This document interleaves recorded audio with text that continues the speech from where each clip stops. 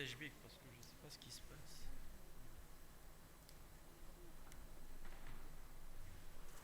Ah voilà. ممكن نزول هذه نديرها لها ندير directement sans qu'il y ait deux trucs, c'est possible ou pas? Non, Hein? C'est pas possible. c'est pas possible. حتى دير deux écrans. Ah. ممكن Et je peux avoir un autre écran? Un seul écran? لا يغدوز هي في l'écran. Ah. غير انت عندك انا غيدوزو ديما تبقى عندك هادي في الفيشي. دابا l'écran يتيدوز هو هذا. هو هذا. اي باش ما ندير. هي هو هذا. ها هو صافي. غادير هنا. ها هو يدوز هنا وهنا. لا لا هذا بلاش. دابا كيعطيك التابع. لا ولكن هادو حيت هادو جو ليزي ماسكي. صافي دونك اوكي. شنو ندير؟ هذه اللي غتبقى دابا نطبق هكا. سي بون. اه تري بيان. هكا مزيان ياك؟ ايوا الشيء علاش عطاني هادي؟ ما خصنيش يعطيني هادشي. رجعتي بزاف. لا ما تكليكيش على هادو. رجع بهادو. بهادو؟ اوكي بهاد. باسكو حيت هادو كي سون ماسكي. دونك دابا غادي يمشي مزيان ياك؟ يلا سون ترو تاردي. لا لا ما بغيتش هادي تبان. لا ما تبانش دابا غير رجع. كيفاش شنو ندير دابا؟ زيد ها هو رجع فين كانت كتب. اها صافي. دابا ما تبانش. لا دابا ها هو عندك هنا. وهذا اللي بغيتي ياك. زيد. صافي ها هو صافي طلع بهادو وزيد بهادو. دابا شنو؟ سي بون. داكور اسمح لي. هاد الفليش اللي ضغوات ولاكوش ما تخدمش بهم. تخدم باللي الفوازات. دونك دابا صافي مزيان. صافي.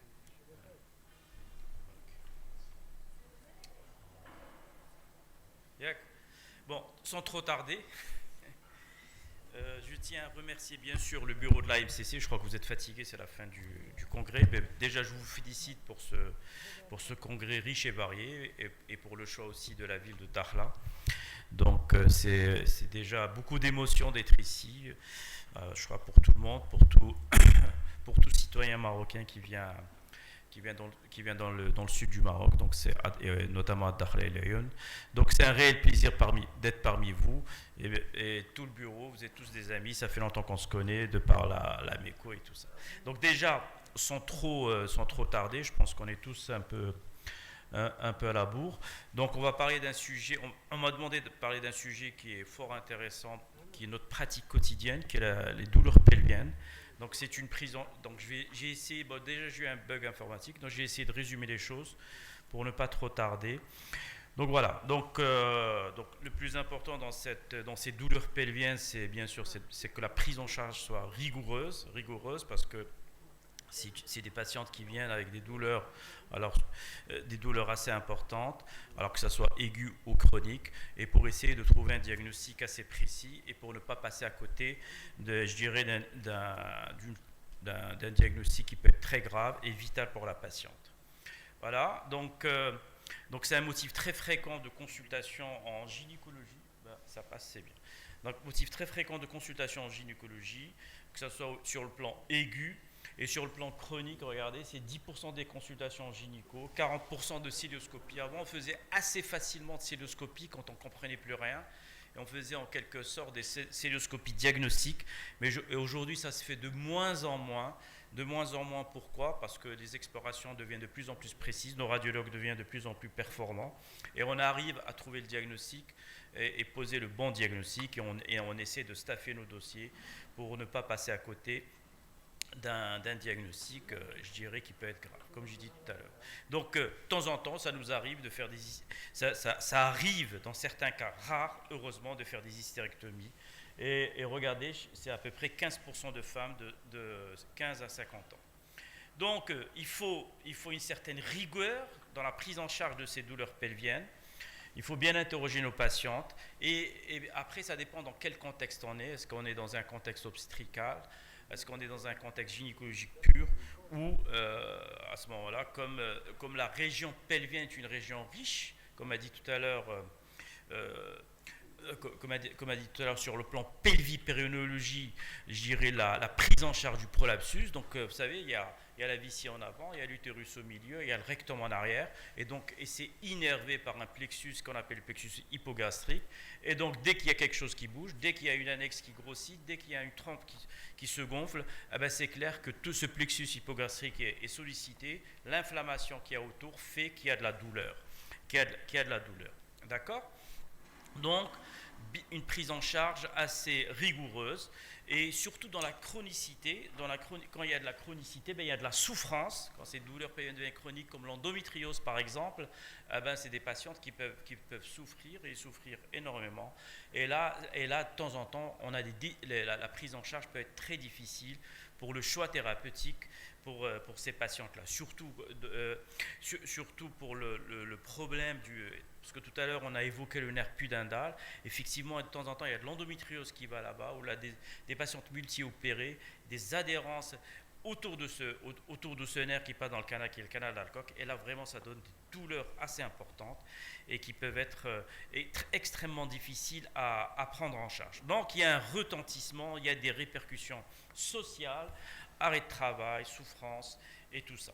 Et donc, il y a un coût parce que c'est des patientes qui consultent énormément, et surtout quand elles sont dans la chronicité. Donc, il y a un coût financier de prise en charge. D'accord ? Ne vous inquiétez pas, il y a quelques cas cliniques.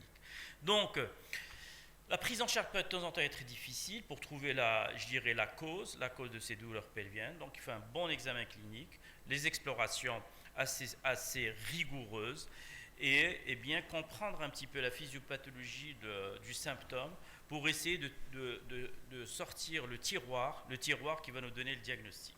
D'accord ? Donc,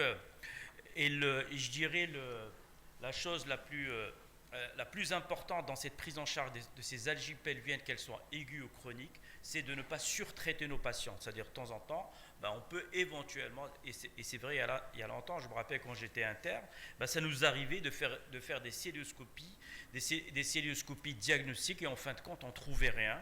Et en fin de compte, on faisait un geste opératoire qui n'est pas anodin, et c'est une célioscopie blanche, surtout en matière, par exemple, de grossesse extra-utérine, donc tout ça est extrêmement important. Et surtout, ne pas sous-traiter. Donc, risque de méconnaissance d'une pathologie qui peut être grave. Donc, voilà. Donc, quand c'est aigu, normalement, c'est un tableau clinique qui, en général, qui a moins de 7 jours. Donc, c'est des patientes qui sont extrêmement douloureuses, qui sont pliées en deux. Et donc, on les interroge, on essaie de voir un petit peu leur histoire clinique de cette douleur, voir un peu leur passé gynéco-obstétrical, voir leur cycle, comment sont les cycles, est-ce que c'est des cycles longs, c'est des cycles courts, voir un peu est-ce qu'elles ont mal pendant les règles, est-ce que, par exemple, les patientes qui ont des dysménorrhées totales et terminales, c'est clair que le premier diagnostic, je pense que vous l'avez évoqué, c'est l'endométriose. Donc les patientes qui ont des règles qui ont diminué, donc peut-être qu'il y a eu des accolements, des synéchies utérines, et tout ça avec des hématométries. Donc tout ça, il faut bien, bien le codifier. Donc la douleur, ça c'est de la clinique. Quand on était externe, on nous a appris tout ça. Il faut voir le siège de la douleur, ses irradiations, c'est des douleurs qui sont déclenchées par quoi? Est-ce qu'il y a des facteurs associés? Est-ce qu'il y a des troubles mictionnels associés? Est-ce qu'il y a des signes digestifs associés? Donc, une fois qu'on a fait la part de tout ça, à ce moment-là, on va se poser la question, et quelle hypothèse diagnostique on va évoquer, et on va rentrer dans les explorations. Mais c'est sûr que ces patientes-là vont être examinées. Bien sûr, il faut éliminer un état de choc. Donc, on l'examine, on voit les orifices hernières, on voit tout ce qui peut toucher éventuellement cette région périnéale, cette région pelvienne, et qui peut éventuellement être comme un étranglement hernière ou quoi que ce soit. D'accord ? Donc, on a interrogé la patiente. Après, on va passer aux explorations. Alors, différentes explorations qu'on peut faire. Déjà, pour commencer par une biologie, voir s'il n'y a pas un syndrome inflammatoire. Bien sûr, ne pas oublier le bêta-HCG chez la femme en période d'activité génitale. Et bien sûr, notre outil que nous avons tous en tant que médecin dans notre cabinet médical, c'est l'échographie. L'échographie, aujourd'hui, elle a révolutionné la prise en charge de ces douleurs, que ce soit douleurs pelviennes ou ménométriques, sur le plan gynécologique. Franchement, ça nous a rendu énormément de services, et de temps en temps, on n'a même pas besoin de faire des explorations extrêmement poussées comme l'IRM et le scanner. Juste avec une bonne échographie, avec une sonde abdominale et surtout la sonde endovaginale qui je trouve essentielle en gynécologie, on arrive à faire le diagnostic, et donner un traitement. Voilà, premier cas. Ah, pourquoi ça passe pas? Voilà, premier cas clinique, patiente de 26 ans, voilà, patiente de 26 ans, c'est une cinquième geste, deuxième par deux enfants, qui a fait 2 fausses couches, d'accord. Comme antécédent, elle a une salpingite, d'accord. C'est une patiente qui est sous contraceptif microprogestatif, elle est de groupe sanguin A négatif et qui vient pour une douleur de la fosse iliaque droite avec des métrorragies noirâtres. D'accord. Donc, quel diagnostic évoquez-vous? Voilà. Donc, quel au singulier? Grossesse extra-utérine. Quels sont les facteurs de risque de cette pathologie présente dans l'observation? Antécédent de salpingite. Oui. Pourquoi les microprogestatifs?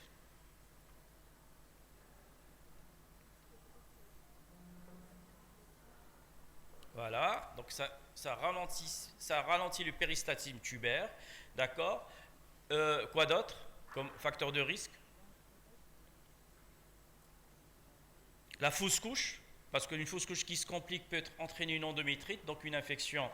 Et à ce moment-là, il y a un risque de GU, et c'est tout. D'accord? Qu'est-ce qu'on fait comme examen?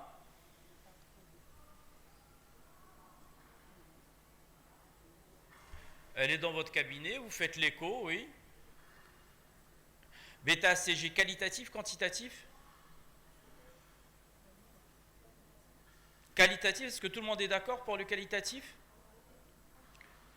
À mon sens, quand vous suspectez une GU, systématique les bêta-HCG quantitatifs. Parce que l'avantage, parce que pourquoi faire des bêta-HCG quantitatifs déjà? Parce que quand vous êtes à moins de 1000 unités d'HCG, ben les chances de trouver un sac gestationnel sont un peu moindres. D'accord? Mais à partir c'est entre 1000 et 1500 qu'on peut voir un sac gestationnel intra-utérin. D'accord? Donc, c'est une patiente qui a une état hémodynamique stable, vous faites l'écho, vous trouvez un endomètre qui est fin, et elle a un petit saignement. C'est clair que vous allez penser à la GU. Mais maintenant, est-ce que c'est une grosse extra-utérine qui est morte, pas morte? Donc, pour la conduite thérapeutique, l'ACG quantitatif est extrêmement important. Parce que l'ACG qualitatif va vous dire, elle est enceinte, elle n'est pas enceinte. D'accord? Et de temps en temps, et ça nous est déjà arrivé, de dire j'ai eu probable grossesse extra-utérine, et en fin de compte, ça nous est déjà arrivé de faire des cystoscopies, c'était une cystoscopie blanche. Pourquoi? Parce que c'est une grossesse qui est encore jeune. Donc il ne faut surtout pas se précipiter. D'accord? Donc, bêta-HCG quantitatif, le groupe sanguin, NFS et l'écho bien sûr. D'accord? Et voilà la vidéo. Si on peut baisser la lumière, c'est mieux. Si on peut baisser la lumière, s'il vous plaît. Voilà, merci. Voilà, regardez l'utérus. Voilà, ça c'est une échographie, c'est une séquence du docteur Achibet que je trouvais intéressante. Vous avez vu l'utérus, vous avez vu l'endomètre qui est fin. Ok. Et par contre, qu'est-ce qu'il y a? Voilà. Il y a un épanchement qui est extrêmement. Voilà, il y a un épanchement. Il y a et ça, c'est quoi? Vous avez vu? Regardez. Bon, là, on ne le voit pas très très bien, mais il y avait des caillots aussi dans la cavité pelvienne. D'accord? Donc, je vais avancer un peu. Donc, l'endomètre qui est fin. Épanchement pelvien. Là, c'est des caillots. L'épanchement important. Et voilà le sac gestationnel extra-utérin avec une activité cardiaque. D'accord? C'est pas systématique qu'on voit un sac comme ça. D'accord? Qu'on voit une GU comme ça.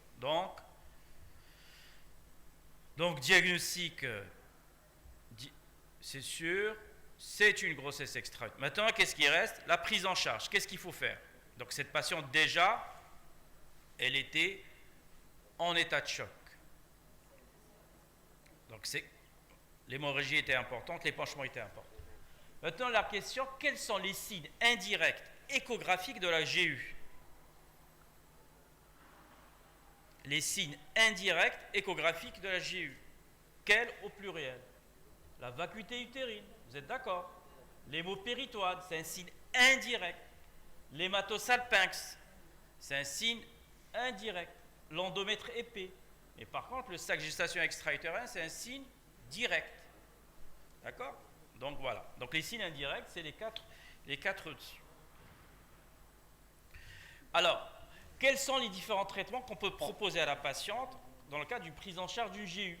Effectivement, on peut proposer un traitement médical. Par exemple, la patiente qui a un taux d'ACG qui est inférieur à 1000 ou entre 1000 et 1500 qui est asymptomatique, qui a quelques pertes et qui est une patiente qui est coopérante, on peut éventuellement faire du méthotrexate. Pourquoi? Parce qu'on est moins agressif, les séquelles tubaires sont moindres quand on ne fait pas de la chirurgie tubaire et souvent le méthotrexate peut rendre service. Le traitement chirurgical conservateur, on est dans un contexte où la prise en charge de PMA, encore la patiente, c'est une prise en charge qui est coûteuse. Donc si on doit enlever la trempe, il faut vraiment que ça soit le bon diagnostic et que ça soit, je dirais que la trempe soit réellement abîmée. Et sinon, quand la trempe est abîmée ou que la GU est rompue, souvent on fait un traitement chirurgical radical et on fait une salpingectomie. Où là, de temps en temps, on a les grossesses mortes extra-utérines, et là c'est l'abstention thérapeutique, on fait, mais c'est rare, c'est exceptionnel quand on fait ce. Alors ici, quel au singulier, hémopéritoine, patiente en état de choc, hémopéritoine abondant, c'est clair qu'on va faire là, on va faire une chirurgie, et le plus souvent on fait une chirurgie aujourd'hui par célioscopie. Pourquoi? Parce que, a priori, dans toutes les villes du Maroc, nous avons une colonne de célieux et les chirurgiens deviennent de plus en plus performants en célioscopie. Donc, on aborde ça par célioscopie. Et regardez, la patiente, quand elle est arrivée, il y avait un hémopéritoine qui était extrêmement abondant. On était dans un service, dans une clinique à Casablanca où l'anesthésie, et l'anesthésiste c'est quelqu'un de très compétent. Donc, malgré son état hémodynamique instable, on a commandé le sang, on a transfusé la patiente et on a pu régler le problème. On a pu régler le problème assez rapidement. Vous avez vu, plein de sang dans le ventre. Et donc, ces GU qui sont comme ça, assez, je dirais, avec des hémopéritoines extrêmement abondants, c'est souvent des GU qui sont proches de la corne utérine, parce que là, regardez ça, c'est l'utérus, la corne elle est là, et là c'est une GU isthmique, d'accord, où l'hémostase peut être difficile. De temps en temps, ça nous arrive de faire des salpingectomies. Là, on lui a gardé sa trempe, on a essayé de faire de l'hémostase, et voilà. D'accord? Maintenant, vu qu'on a gardé la trempe, quelles sont les mesures associées à entreprendre après la chirurgie? Est-ce qu'il faut faire une surveillance de bêta-HCG quantitatif? Comment? Est-ce que tout le monde est d'accord? Oui ou non? C'est conseillé de le faire. Parce que même si on enlève tout le tropho, de temps en temps, il peut y avoir du tropho qui reste. Et c'est déjà arrivé où il peut y avoir une réaction du tropho. Et à ce moment-là, la patiente ressaigne. Donc, surveillance, c'est-à-dire surveillance de la décroissance de l'HCG. Généralement, on recontrôle quelques jours après. Et il faut savoir une chose, que les bêta-HCG se négativent au bout de 3 semaines. Cette patiente, est-ce qu'il faut faire une prévention d'immunisation Rhésus? Voilà, elle est négative, le mari positif. Est-ce que la contraception par stérilet peut être proposée à cette patiente? C'est une contre-indication relative. Pourquoi le stérilet est une contre-indication relative? Parce que c'est un facteur iatrogène et risque d'infection et risque de GU un peu plus élevé que la pilule. Informé du risque de récidive, on a gardé la trempe. C'est une trempe qui est entre guillemets abîmée. C'est clair qu'elle peut récidiver. Vous êtes d'accord? Très bien. Deuxième cas clinique. Vous me dites, vous m'arrêtez, parce que là, c'est que des cas cliniques. Madame la Présidente. Vas-y.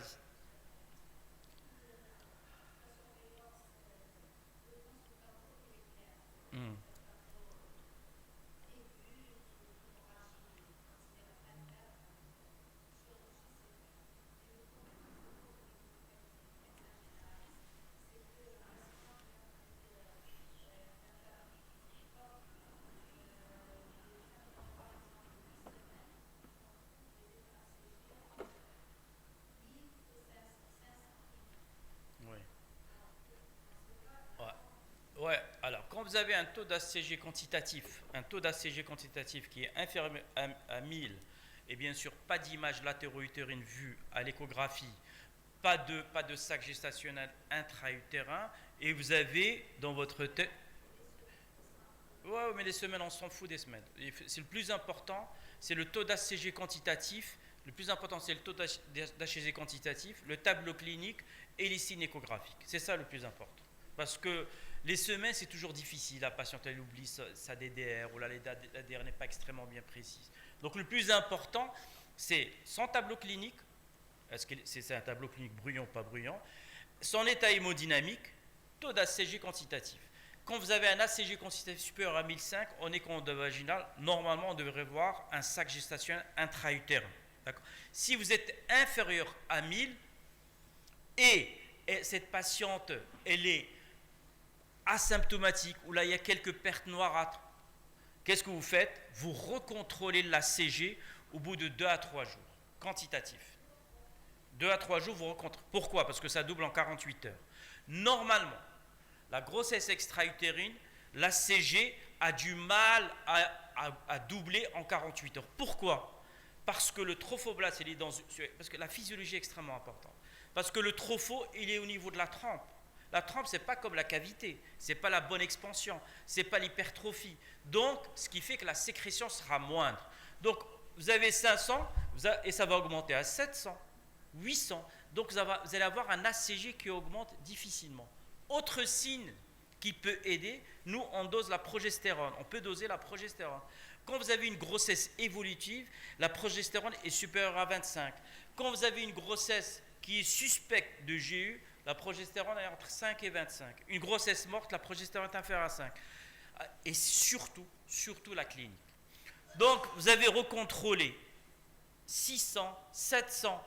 Vous pouvez encore recontrôler, mais toujours avertir la patiente que si jamais elle est douloureuse, extrêmement douloureuse, elle va directement à la clinique. Si jamais elle commence à avoir des étourdissements, des vertiges, tout ça, elle va à l'hôpital ou à la clinique. D'accord? Donc ça, c'est-à-dire, on peut surveiller comme on peut, et bien sûr, avertir la patiente de l'importance de l'urgence. D'accord? Mais, et ne pas se précipiter, parce que si vous êtes à 700, 800 d'HCG, et vous dites « Oh, j'ai rien vu, c'est une GU », vous êtes confronté au risque de cystoscopie blanche. Tout est normal, c'est une grossesse jeune qui démarre. Et on a tous, en tant que gynécologue, fait l'expérience de ce type de problème. D'accord? Parce qu'on a peur de la GU en même temps. D'accord? Ok, alors patient de 32 ans, douleur pelvienne aiguë et vomissement.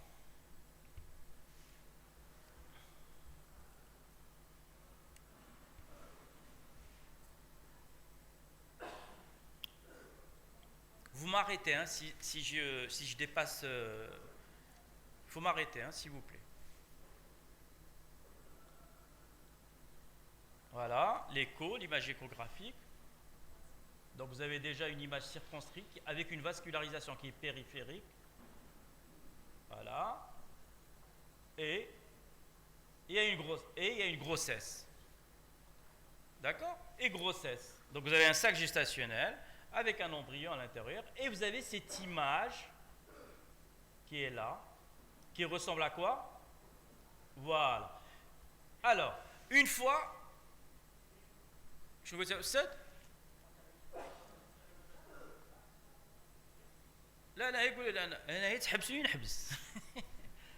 Vous savez très bien que je parle trop. Donc, dès que regardez la grossesse, c'est une grossesse évolutive, mais vous avez une image, vous avez cette image-là, avec une couronne périphérique, avec une couronne, je dirais, vasculaire périphérique, et en même temps, les vaisseaux pénètrent cette image-là. Donc, je pense que tout le monde a fait le diagnostic. C'est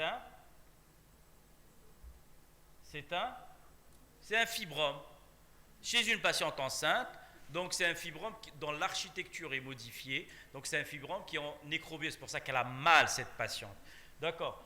Et c'est un fibrome. Alors, fibrome et grossesse, le plus important, c'est quoi? C'est la topographie du fibrome par rapport au sac. Et deux choses importantes. Topographie du fibrome par rapport au sac. Et deuxièmement, topographie du fibrome par rapport au placenta, bien sûr. Après, bien sûr, si c'est un fibrome prévieux, c'est les modalités de l'accouchement. Mais pendant cette grossesse, c'est surtout par rapport au sac, donc risque de menace de fausse couche, la menace d'accouchement prématuré, et par rapport au placenta, parce qu'il va y avoir un trouble vasculaire, et ça peut retentir, hypotrophie, et ainsi de suite, d'origine vasculaire. D'accord? Voilà, fibrome et grossesse. Après, nous, en tant que... Alors, quel diagnostic? Vous avez tous fait le diagnostic, c'est un fibrome type 5 en nécrobiose, type 5 parce qu'il y a une nouvelle classification de la FIGO, le 0 intracavitaire, le 1, la zone la plus importante est dans la cavité, le 2, il est développé beaucoup plus au niveau du mur utérin, du myomètre, de l'interstitiel, le 4, il est purement interstitiel, le 5, il est beaucoup plus proche de la séreuse, le 6, il est il est un peu plus en dehors, et le 7, il y a un fin pédicule. Après, vous avez le fibrome hybride, qui est entre l'endomètre et entre la séreuse utérine. D'accord? Donc ça, c'est un fibrome qui est loin de l'endomètre, mais en même temps proche de la séreuse, mais à développement plutôt interstitiel. Donc c'est un type 5. D'accord? Voilà cette classification. Donc on ne va pas trop... Vous l'avez partout, cette classification. Le 0, le 1 et le 2 et le 3, ce sont eux des fibromes qui sont à risque, je dirais, de fertilité. Le 2,5 aussi, il est à risque de fertilité et de grossesse. Et donc, ce sont ces fibromes-là. D'accord? Là, après, avec le fin pédicule, il peut se tordre. Donc, il y a des risques de torsion. Donc, il faut se méfier. Alors, quelles sont vos propositions thérapeutiques? Les propositions thérapeutiques. Est-ce que vous faites une myomectomie chez une femme enceinte? Ah, on ne fait pas. Est-ce qu'on donne des antispasmodiques? Les antispasmodiques, elle a mal. Voilà. Les AINS, est-ce qu'on peut les donner? Si, ce n'est pas une contre-indication absolue. Le seul problème bah oui, ces patientes-là qui font fibrome et grossesse avec des douleurs, c'est l'épine irritative, c'est la contraction. Donc, on peut donner les AINS, mais on les donne de courte durée. C'est-à-dire pendant 2 à 3 jours maximum, le temps de traiter l'aigu. D'accord? La vessie de glace, oui. Les progestatifs, oui. Et ça nous arrive d'hospitaliser. Comment? Alors, les progestatifs, vous pouvez, par exemple, si vous allez donner de la progestérone micronisée, vous pouvez faire 2. Alors, pour la dihydrogestérone, parce qu'aujourd'hui, la dihydrogestérone, elle a l'AMM en matière de grossesse. Donc, en traitement de l'aigu, on démarre à 4 comprimés de dihydrogestérone 10 mg. Après, une fois que ça s'atténue un petit peu, on passe à 3 comprimés et on peut rester en traitement d'entretien entre 2 et 3 comprimés suivant les patients. Mais au démarrage, c'est 4 comprimés. Bah, les progestatifs, aujourd'hui, il y a une fois, c'est-à-dire si la patiente est bien sous progestatif et elle devient asymptomatique, on peut les garder jusqu'à 35-36 semaines, il n'y a aucun problème. Par contre, oui, c'est bon? D'accord. Bien sûr, ça fait. Yallah, merci. Marhaba.